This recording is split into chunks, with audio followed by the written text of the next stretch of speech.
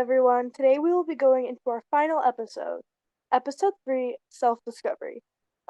Today's episode is basically going to be a mixing pot of all of our previous two episodes and then just adding more to it just to give us a good final episode covering everything that we had. Now, I would like to give a good shout out to our amazing advisors, Mr. Markel Reed and Miss Carolina Briones.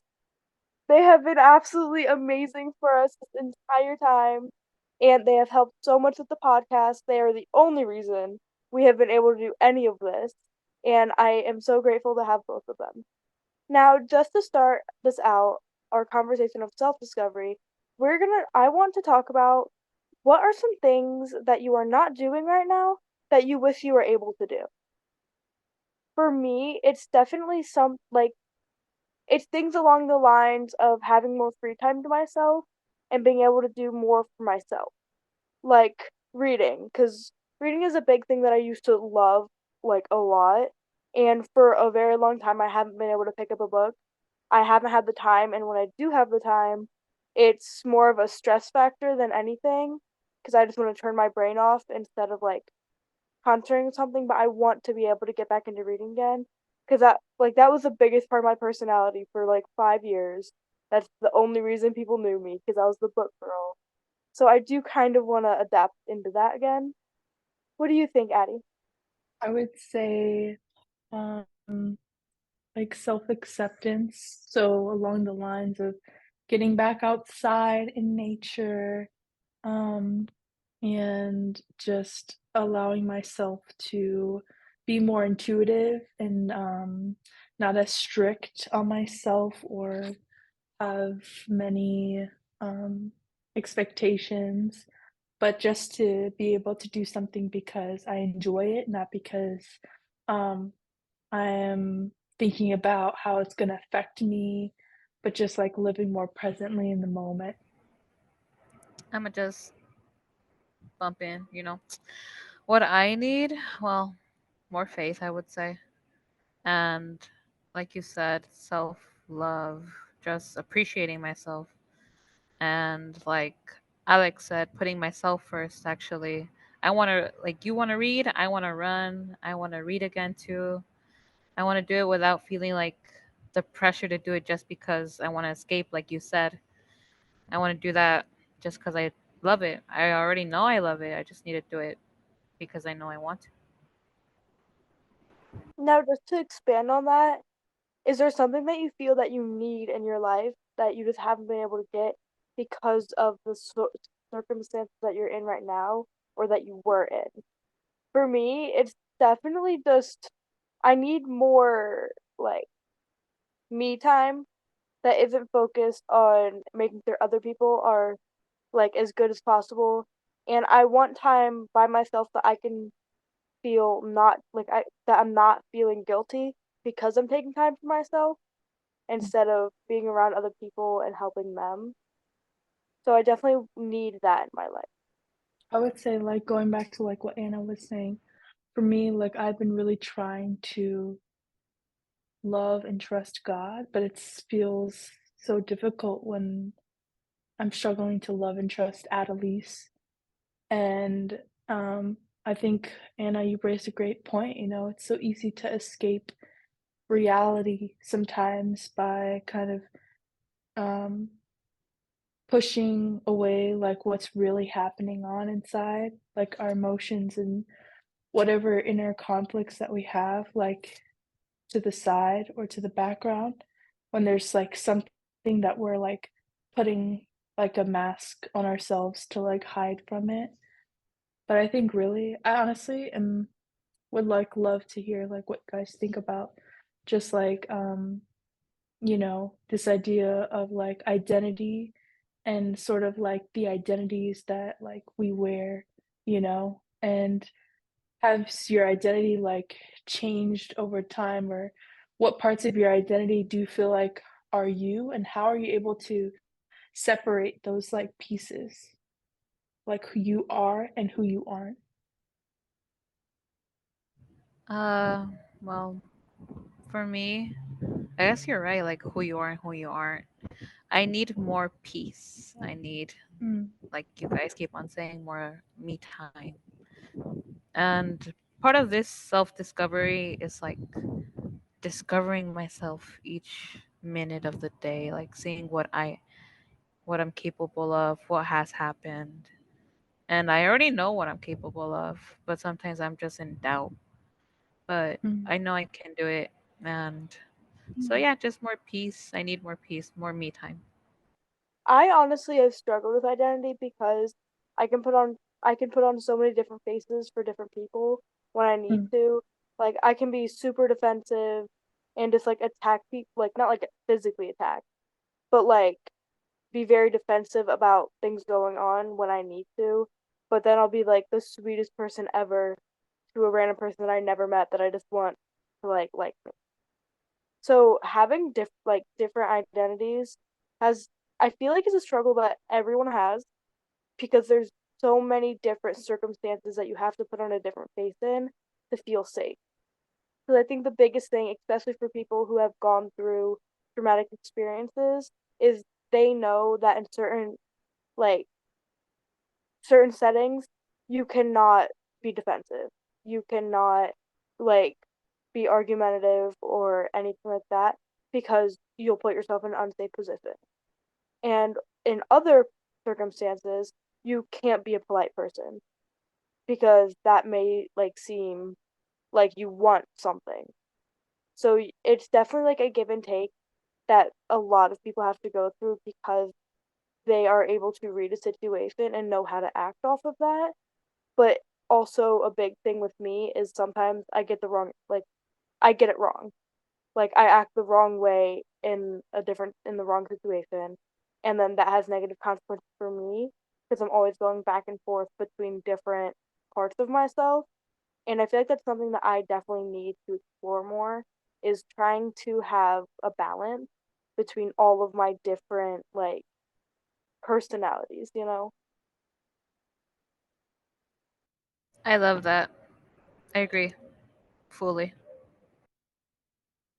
I never thought of it as, adapting based on your circumstance of, like, when you said safety, because I think it's from a biology perspective, since I am kind of, into biology and the human body, it is our natural actually state to wanna conserve energy because our body wants to be safe biologically, and that's a lot of the times I feel like I'm so conscious of it that it's just I'm also resistant of it and as well. I'm like, I wanna try to outsmart my body in a way, like, no, like, but really, like, it's not about outsmarting, it's really about, like, letting go, releasing that control that, that I want or, like, that my mind wants, but really, like, my body, like, the mind is so powerful because literally, like, in a run, right? Like, your body can, like, fatigue, but, like, your mind and your mentality,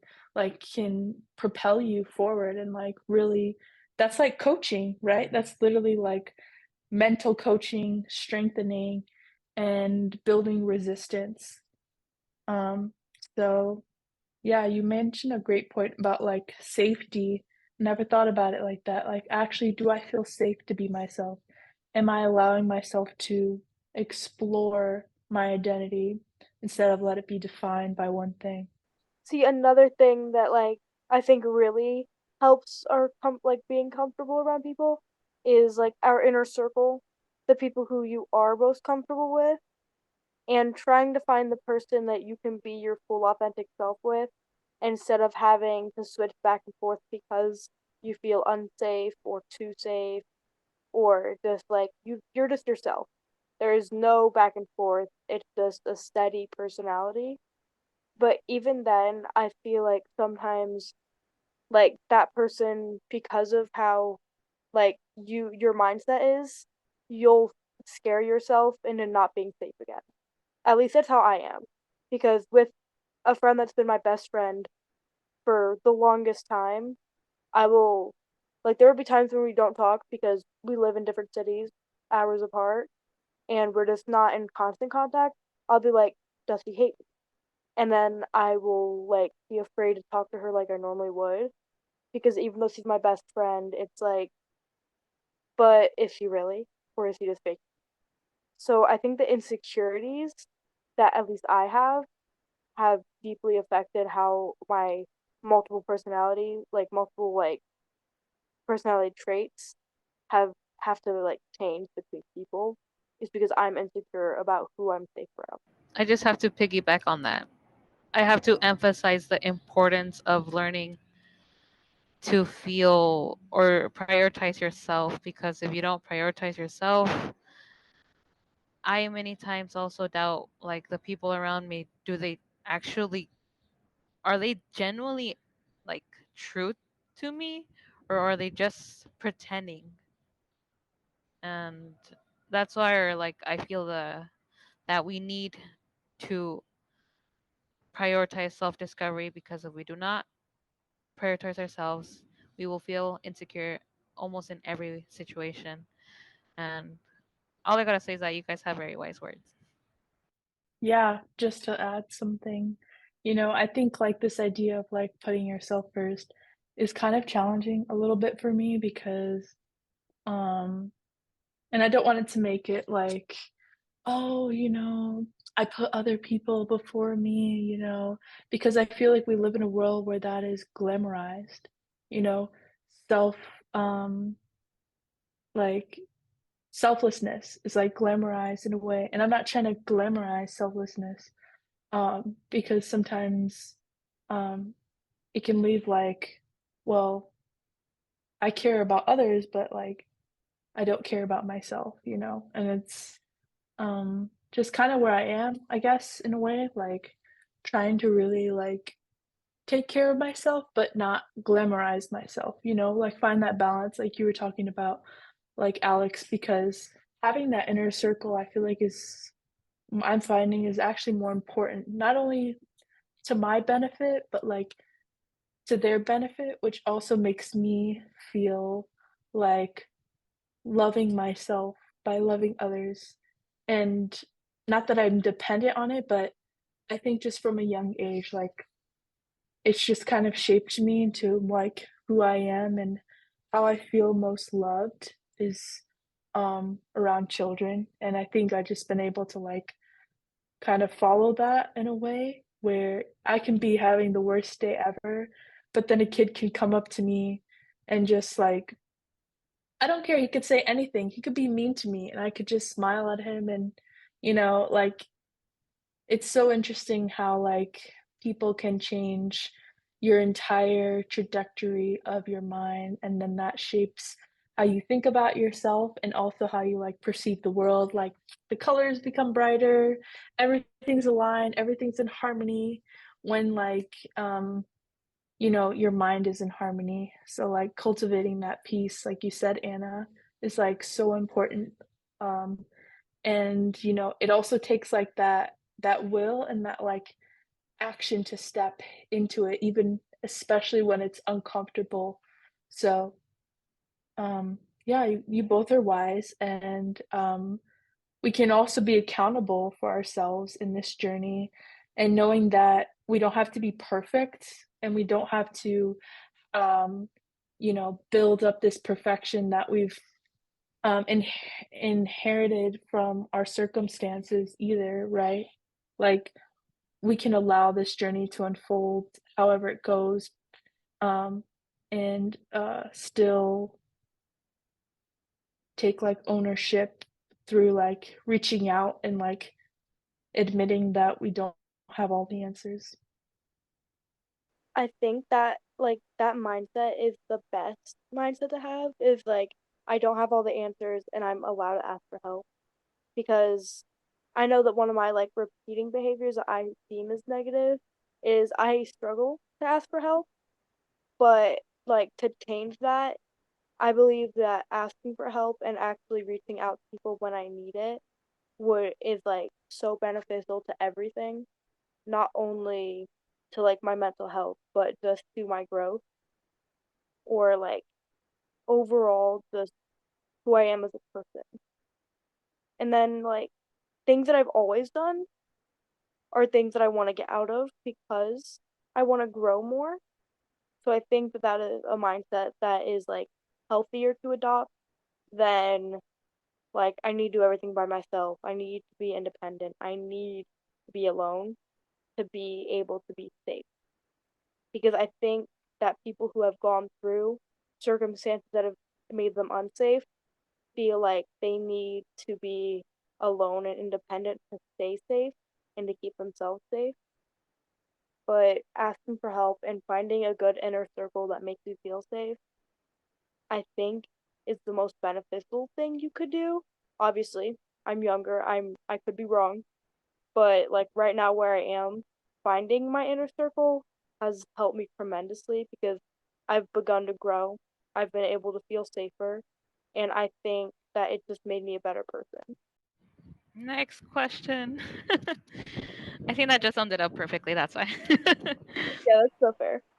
But just okay, so like one big thing that I wanted to ask is what are three like I know that we like it's not a specific number of steps that you can take to like live the life that you want to live and feel how you want to feel. And like how are you able to feel safe and feel loved? Like what are the things that you can do? Because obviously there is no one controlling factor and you can't control everything. But overall, what is like a powerful thing that you can do for yourself to help you like get further to that point of feeling safe and loved? That's hard for me. I don't know if any of you guys want to start. I think the first thing that I'm thinking of right now that I actually really need to do is to say no. And I know it feels really difficult to say no, um, but being intentional with that no, because I know that while this feeling, this emotion is temporary, I'm saying no because I know how it's gonna affect me, because I've been there before and I've chose that path, and I know how it feels afterwards. But in the moment, it feels great, but afterwards, it feels terrible. So, honestly, just saying no and maybe just like changing my environment. I would say step two is just getting up and changing my environment because when I feel like I'm stuck, I feel like I'm glued to where I am and I just want to stay there. And it's like I feel like I'm sinking, like um, I'm sinking more in, and I it feels comfortable, but and it keeps me safe momentarily. But I think that it is also an escape in a way. So I would say, like, get up, like, maybe start moving, and, honestly, just leave my phone and be quiet and, um, because 'cause I'm whenever I'm, like, feel like I'm a problem in a way, um, I tend to try to wanna seek knowledge from somebody, seek knowledge here, like, um, but I find it, like, sometimes I think it's like there's so much going on that I need to rest and just be still and just allow myself to like feel whatever I'm feeling and just not feel guilty, but maybe just focus on just not the guilty part. I don't know, like still working on it, but say no, get up, change environment, and be still. Honestly, that seems like a great mindset of just kind of disconnecting for at least temporarily disconnecting so you can find yourself. And an inner circle does, in my opinion, mean a lot, but at a certain point you need to go find yourself before you have the ability to feel safe around other people and be your authentic self around other people. So, like, even when you need that support system, you're not going to be able to do anything with that support system unless you're ready to grow. And to be ready to grow, I think like just disconnecting and finding little parts of yourself is like a hard thing to do. Definitely very hard, but it's something that'll help you in the long run and overall help you be a better person. I think that's my biggest thing here is I want to be a better person, so I try to like influence things that'll help being a better person overall. I can't really add much to that. That's perfect. Because you're right. Even if there are like a bunch of people like, hey, I can help you, or hey, do this, if you're not willing to start doing it, like sometimes you even do try to do it, but you gotta be willing, really willing to do it. But yeah, I think I'm struggling with that, just, like, willing to accept the help and just give up my own pride of trying to heal myself and also just, like, allowing God into the room. I think that's coming up more into my life than anything is really, like, talking with God and writing letters to God, like, deep letters and just, like, not feeling the need like, when a powerful kind of revelation comes through, I always feel like, "Oh, I need to share it with someone. Oh, I need to share this with someone," like, like, "This is amazing. This is incredible." But sometimes I just wanna hold the space for God and just allow him to come through and, I'm not trying to impose my religion or spirituality, my religion. It's really not mine at all, It's just, connecting with, um, a power that's higher than me and saying that, I am, like, I'm in need of saving, It's like, I can't do this alone.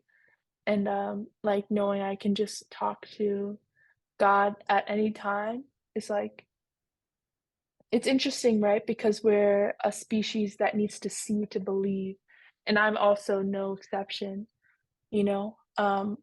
Expecting God to come through, expecting God to answer prayer. That's not why, I never pray and, like, be like, "Oh, God," like, "I need you to do this for me," I just really wanna trust God and just allow him to, like, reveal to me just I just wanna feel him, like, close I don't know how to explain it, but just, like, feel that, like, this feeling will pass and just, like, trusting that it will pass. Um, so that's my 2 cents. And your 2 cents is very much appreciated.